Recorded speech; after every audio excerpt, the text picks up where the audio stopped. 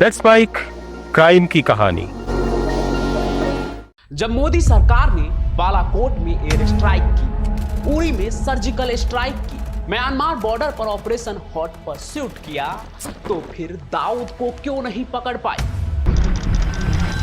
जी हां, आज की कहानी उस शख्स की है जो पिछले 3 दशकों से भारत का मोस्ट वांटेड क्रिमिनल है, जिसके सिर पर 25 करोड़ रुपए का इनाम है। तो सवाल यह है कि जब हमारी सरकार मसूद के कुनबे तक को खत्म कर सकती है, तो कराची में बैठे दाऊद को क्यों नहीं पकड़ पा रही, उसे खत्म क्यों नहीं कर पा रही?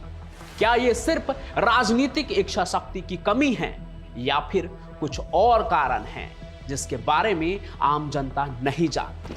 आज हम इसी सवाल का जवाब ढूंढेंगे और आपको बताएंगे कि क्यों सरकार दाऊद को पकड़ नहीं पा रही है या फिर उसके लिए कोई और बड़ी प्लानिंग है। इसलिए वीडियो को अंत तक देखिए और अगर आप पहली बार हमारे चैनल पर आए हैं तो चैनल को सब्सक्राइब करना मत भूलिएगा।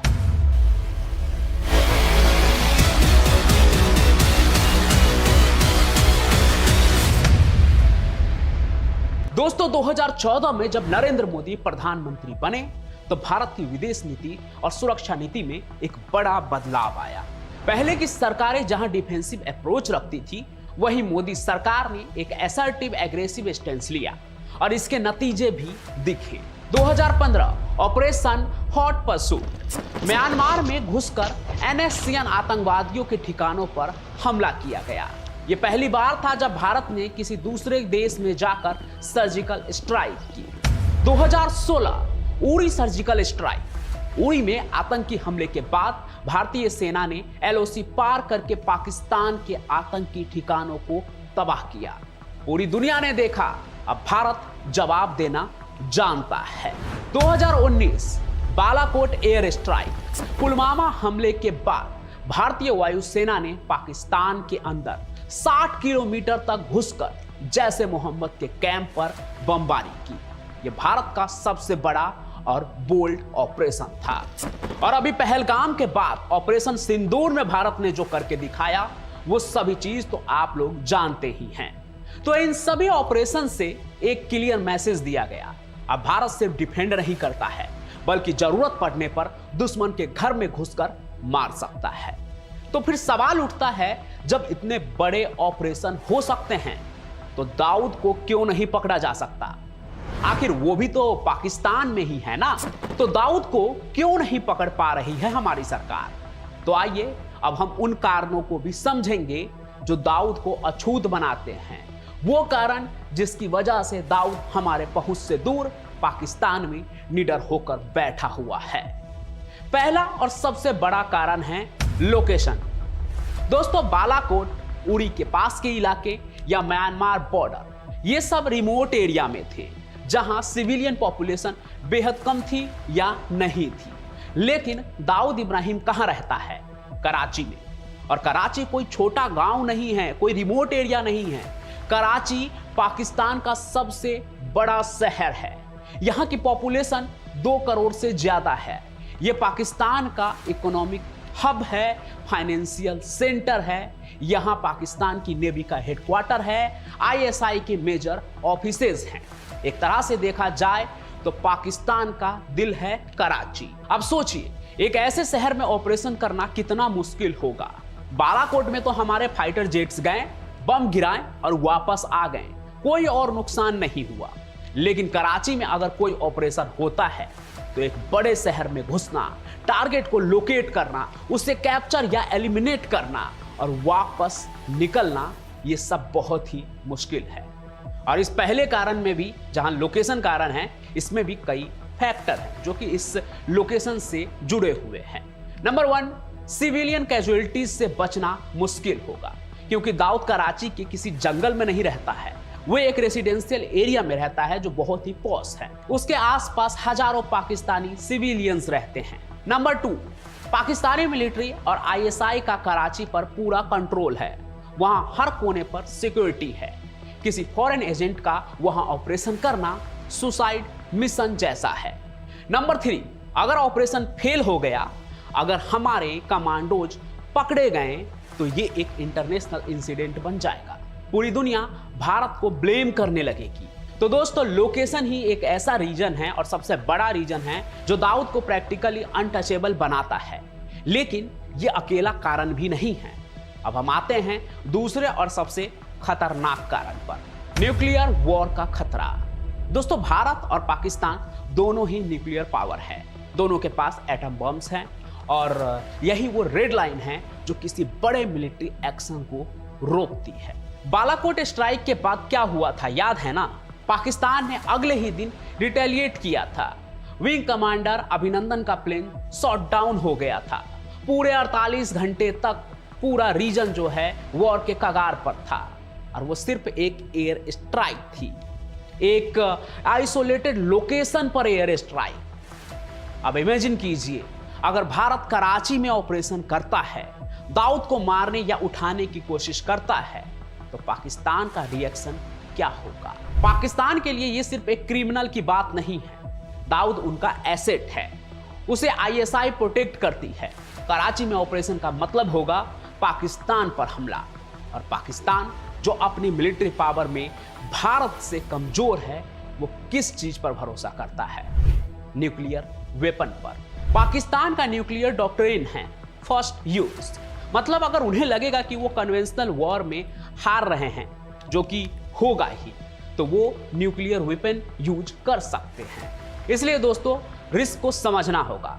कई लोग दाऊद को भाई जिंदाबाद भी लिखते हैं कमेंट में, तो कई ये भी कहते हैं कि कोई दाऊद को पकड़ नहीं सकता, कई ये भी लिखते हैं कि कोई दाऊद को पकड़ क्यों नहीं पा रहा है। हालांकि ऐसा करना कोई बड़ी बात नहीं है भारतीय सेना के लिए, पर एक मोस्ट वांटेड क्रिमिनल को पकड़ने या मारने के लिए इस युद्ध का खतरा उठाना सही है क्या? क्या ये रिस्क उठाने लायक है? मेरे ख्याल से कोई भी जिम्मेदार सरकार ये रिस्क नहीं ले सकती है। सरकार क्या, कोई भी ऐसा नहीं चाहेगा कि एक दाऊद के लिए युद्ध में हजारों निर्दोष लोगों का खून बहे। बालाकोट और उरी स्ट्राइक अलग थे, ऑफिशियली पाकिस्तान भी उन्हें डिनाई करते थे, रिमोट लोकेशंस थे, लिमिटेड स्कोप था। लेकिन कराची में ऑपरेशन का मतलब है एक बड़े शहर में मिलिट्री एक्शन होगा, जहां पाकिस्तान के सिविलियन भी रहते हैं, और भारतीय सेना कभी निर्दोष लोगों को निशाना नहीं बनाती है, फिर चाहे वो दुश्मन मुल्क के ही क्यों ना हो। इसके अलावा एक तीसरा कारण भी है जो दाऊद को अछूत रखता है, और वो है पाकिस्तान का आईएसआई प्रोटेक्शन। दोस्तों, दाऊद इब्राहिम कोई आम क्रिमिनल नहीं है जो पाकिस्तान में छिपा बैठा है, यानी कि भारत सरकार से या भारतीय कानून से बचने के लिए पाकिस्तान में कैसे भी घुस के बचा हुआ है। वो आईएसआई का एसेट है। ये बात मैं बार बार हर कहानी में और आज भी कई बार बोल रहा हूं कि दाऊद आईएसआई का एसेट है। क्या आप जानते हैं, पाकिस्तानी फौज ने दाऊद को ऑनरी एडिशनल जनरल का रैंक दिया है। ये कोई मजाक नहीं है, ये ऑफिशियली डॉक्यूमेंटेड है। दाऊद और आईएसआई का रिलेशनशिप एक बिजनेस डील है। दाऊद की तरफ से अपनी ड्रग ट्रैफिकिंग से होने वाली कमाई का 30% हिस्सा आईएसआई को देता है, और ये रकम करोड़ों डॉलर में होती है हर साल। आईएसआई की तरफ से दाऊद को फुल प्रोटेक्शन मिलता है, पाकिस्तानी पासपोर्ट, कराची में सेफ हाउसेस और बिजनेस ऑपरेशन के लिए फुल सपोर्ट। लेकिन ये सिर्फ प्रोटेक्शन की बात भी नहीं है। इंटेलिजेंस रिपोर्ट बताती है कि अब दाऊद का बिजनेस भी आईएसआई से जुड़े लोग ही चला रहे हैं। मतलब दाऊद अब सिर्फ फ्यूजिटिव नहीं है, वो पाकिस्तान सरकार का हिस्सा बन चुका है। अब आप सोच रहे होंगे कि दाऊद में ऐसा क्या खास है, इंडिया से भागा हुआ एक क्रिमिनल, उससे आईएसआई इतना कुछ क्यों दे रही है, उसके लिए इतना कुछ क्यों कर रही है? तो आईएसआई दाऊद को क्यों प्रोटेक्ट करती है, उसका भी 3 कारण है। पहला, टेरर फंडिंग। दाऊद से मिलने वाला पैसा आईएसआई टेरर ऑपरेशंस फंड करने के लिए यूज करती है। कश्मीर में टेररिज्म, भारत में स्लीपर सेल, सब कुछ इसी पैसे से चलता है जो दाऊद फंड कर रहा है आईएसआई को। दूसरा, प्रॉक्सी ऑपरेशंस। दाऊद का नेटवर्क भारत में डिस्टेबलाइजेशन के लिए यूज होता है। हाल ही में दिसंबर 2024 में संभल वायलेंस की खबरें आई थी, जिसमें दाऊद के नेटवर्क का हाथ बताया गया। तीसरा, दाऊद एक बार्गेनिंग का हथियार है जिसे पाकिस्तान जरूरत पड़ने पर यूज कर सकता है।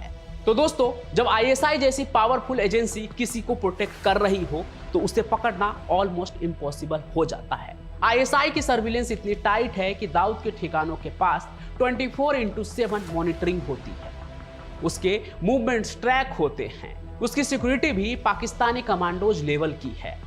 कोई भी इंडियन इंटेलिजेंस ऑपरेटिव वहां तक पहुंचने की कोशिश करे तो वो पकड़ा जाएगा और फिर इंटरनेशनल इंसिडेंट हो जाएगा। लेकिन इसका मतलब ये नहीं है कि कुछ हो नहीं सकता या हो नहीं रहा है। जरा देखें कि 2024 और 2025 में दाऊद के बारे में क्या अपडेट आई है। छोटा शकील की मौत। दाऊद का राइट हैंड मैन छोटा शकील, जो उसके ऑपरेशन हैंडल करता था, इंटेलिजेंस रिपोर्ट के मुताबिक वो लाइकली मर चुका है। हालांकि ऑफिशियल कंफर्मेशन नहीं हुई है, लेकिन पिछले काफी समय से उसकी कोई एक्टिविटी नहीं देखी गई है। दाऊद की सेहत। 2023 के आखिर में खबरें आई थी कि दाऊद को पॉइजन दे दिया गया है और वो हॉस्पिटलाइज है। यहां तक कि कहा गया कि वो क्रिटिकल कंडीशन में है, लेकिन लेटेस्ट इंटेलिजेंस रिपोर्ट कहती है कि वो फिट है। वो पॉइजनिंग की खबरें या तो गलत थी या फिर वो रिकवर हो गया है।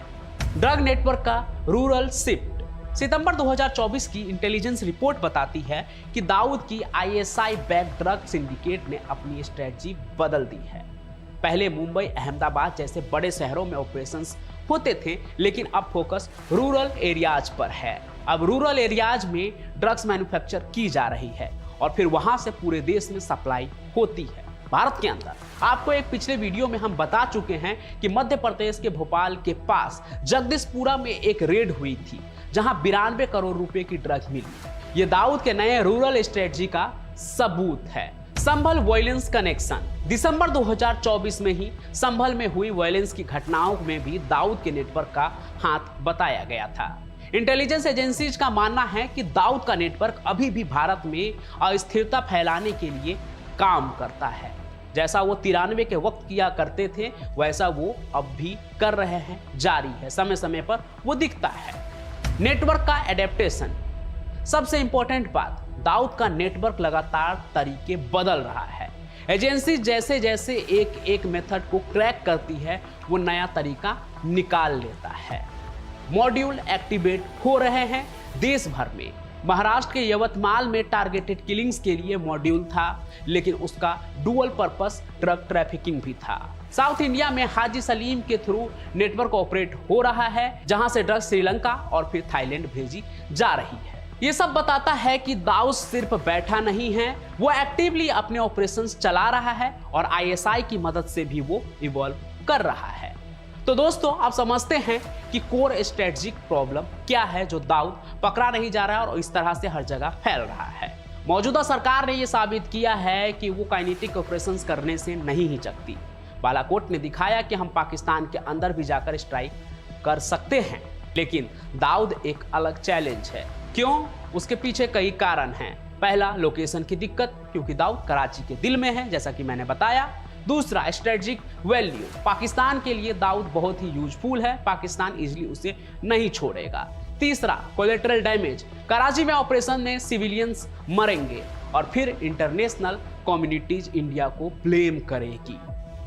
चौथा, सक्सेस की लो प्रोबेबिलिटी। इतनी टाइट सिक्योरिटी के बीच, आईएसआई के प्रोटेक्शन के बीच ऑपरेशन सक्सेसफुल होने का चांस बेहद कम है और वो ऑपरेशन कम और सुसाइड मिशन ज्यादा होगी। ऐसे में एक सवाल ये भी है, तो क्या इन तमाम दिक्कतों को देखने के बाद इंडिया कुछ नहीं कर रही है? बिल्कुल नहीं। इंडिया लगातार काम कर रही है। इंटेलिजेंस ऑपरेशंस जारी है। दाऊद के नेटवर्क को ट्रैक करना, उसके एसोसिएट्स को पकड़ना, उसके ऑपरेशंस को डिसरप्ट करना, ये सब चल रहा है। फाइनेंशियल ट्रैकिंग भी हो रही है। दाऊद का पैसा कहां जा रहा है, कैसे ट्रांसफर हो रहा है, इस सब पर नजर रखी जा रही है। इंटरनेशनल एजेंसीज के साथ कोऑपरेशन हो रहा है। डिप्लोमेटिक प्रेशर भी बनाया जा रहा है। FATF यानी फाइनेंशियल एक्शन टास्क फोर्स में पाकिस्तान को ग्रे लिस्ट में रखना, इंटरनेशनली फोरम में दबाव बनाना, ये सब इंडिया कर रही है। लेकिन फिजिकल कैप्चर या एलिमिनेशन वो तब तक पॉसिबल नहीं है जब तक पाकिस्तान कोलैप्स ना हो जाए। यानी कि जब तक पाकिस्तान इस कगार पे ना आ जाए कि वो दाऊद को प्रोटेक्ट करने में असक्षम हो जाए, तब तक शायद दाऊद को कैप्चर करना काफी मुश्किल होगा। यानी कि पाकिस्तान में रिजिम चेंज हो और कोई नई गवर्नमेंट कोऑपरेट करे या फिर कोई बड़ा जियोपॉलिटिकल शिफ्ट हो, और ये सब सिनेरियोज नियर फ्यूचर में होने वाले नहीं लगते हैं। तो दोस्तों अब हम कंक्लूजन पर आते हैं। दाऊद इब्राहिम को पकड़ पाने में इंडिया की नाकामी ये सिर्फ पॉलिटिकल विल की कमी नहीं है, ये एक कॉम्प्लेक्स जियोपॉलिटिकल रियलिटी है। मौजूदा सरकार ने जो असर्टिवनेस दिखाई है वो अनप्रेसिडेंटेड है। बालाकोट, उरी, ऑपरेशन सिंदूर ये सब बड़े कदम थे, लेकिन हर सिचुएशन अलग होती है। लेकिन इसका मतलब ये नहीं है कि इंडिया हार गई है या कुछ कर नहीं रही है। भारत लगातार काम कर रहा है, दाऊद के नेटवर्क को सिस्टमेटिकली डिसमेंटल किया जा रहा है। हाँ, ये बात है कि दाऊद अभी भी कराची में बैठा है, हाँ वो अभी भी ऑपरेशंस चला रहा है, लेकिन उसका एम्पायर धीरे धीरे कमजोर हो रहा है। ये एक लंबी लड़ाई है जो काफ़ी समय से चलता आ रहा है। अगर आप पूरा जो टाइमलाइन देखेंगे तो आपको समझ में आएगा कि मौजूदा सरकार तो कोशिश कर ही रही है। इससे पहले भी दाऊद को ख़त्म करने की कई कोशिश हुई है, उसकी कई कहानी मैंने आपको सुनाई हैं कि दाऊद को पाकिस्तान में घुसकर मारने की भी कोशिश की जा चुकी है, तो दुबई में भी टारगेट करने की कोशिश हुई थी। और ये सब चीज़ जो है ना किसी न किसी वजह से चूक जा रहा था, क्योंकि ISI दाऊद को प्रोटेक्ट कर रही थी। और ये कोशिशें दाऊद के राइवल गैंग छोटा राजन के तरफ से भी हुई और इंडियन एजेंट्स के तरफ से भी हुई, और इन दोनों के कोलैबोरेशन से भी कई बार करने की कोशिश की गई, लेकिन कहीं ना कहीं मामला अटक जा रहा था। तो जैसा कि मैंने कहा, ये एक लंबी लड़ाई है दोस्तों, ये ओवरनाइट नहीं जीती जा सकती है, लेकिन ये लड़ाई हारी भी नहीं जा सकती है। तो दोस्तों ये थी दाऊद इब्राहिम के मामले की ग्राउंड रियलिटी कि आखिर वो क्या फैक्टर्स है जिसके वजह से वो 30 साल से बच रहा है। आज जहां सरकार एकदम एक्शन के मूड में है, वहां भी दाऊद कैसे बच जा रहा है, इसकी पूरी ग्राउंड रियलिटी यही है। अगर आपको ये एनालिसिस इंफॉर्मेटिव लगा तो लाइक करें, शेयर करें और क्राइम कनेक्ट को सब्सक्राइब करना ना भूलें। और जैसा कि मैं पिछले वीडियोज में कह रहा हूँ कि आप कहानी को लाइक करें, शेयर करें, सब्सक्राइब करें, इसका मतलब ये है कि आप कहानी को अंत तक देख रहे हैं, यानी कि आप मेरे वो व्यूअर हैं, हमारे वो साथी हैं जो मेरे वीडियोज को अंत तक देखते हैं। तो आप सभी का बहुत बहुत धन्यवाद। और उस प्रक्रिया को हम जारी रखते हैं, एक तरह से जो हमने प्रोसेस बनाया जिससे मुझे पता चल सके कि वो कौन लोग हैं, वो मेरे अपने कौन से लोग हैं जो अंत तक मेरी कहानियों को देखते हैं, हमारे साथ जुड़े हुए हैं। तो अपना नाम और कहाँ से ये कहानी देख रहे हैं वो ज़रूर लिखें, और आपका क्या सुझाव है, आप क्या सजेस्ट करना चाहते हैं वो भी ज़रूर लिखें। आप या तो मुझसे बड़े भी हो सकते हैं, मुझसे छोटे भी हो सकते हैं, या हमारे साथी भी हो सकते हैं। तो आप जो भी सोचते हैं वो ज़रूर लिखिए, ताकि आगे की कहानियों में भी हम उन सभी चीज़ों को फॉलो कर सकें और हम लोग साथ में एक लंबी जर्नी तय करें। अभी हमने 1 लाख सब्सक्राइबर को क्रॉस किया है। हमारी कोशिश ये रहेगी कि हम जल्दी 5 लाख और 1 मिलियन तक भी पहुँचे। तो इस सफर में साथ रहिए और साथ साथ हम आगे बढ़ेंगे। और मैं पंचम प्रकाश आप सभी के लिए कहानी लेकर आता रहूँगा। तब तक के लिए आप सभी का बहुत बहुत धन्यवाद। जय हिंद, जय Bharat.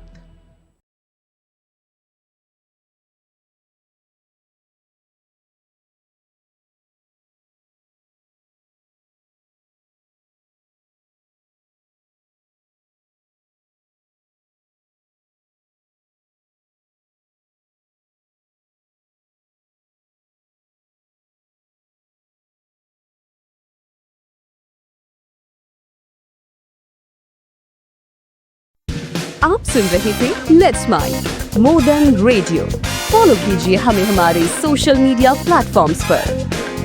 Marketing strategies, corporate stories, brand building ideas, marketing case studies और इनोवेशन एक अलग पर्सपेक्टिव से जो आपने कभी नहीं सुना होगा। Let's mic more than radio लेकर आ रहे हैं एक ऐसा ही unique show for all marketing aspirants, professionals, startups and entrepreneurs every Saturday at 11 a.m. The Marketing Show with Dr. Shekhar Trivedi, streaming exclusively on Let's Mic app and YouTube channel. इसे radio पे सुनने के लिए download करें Let's Mic app और visit www.letsmic.com। Let's Mic अब खबरें radio app पे। ये है मोर देन रेडियो।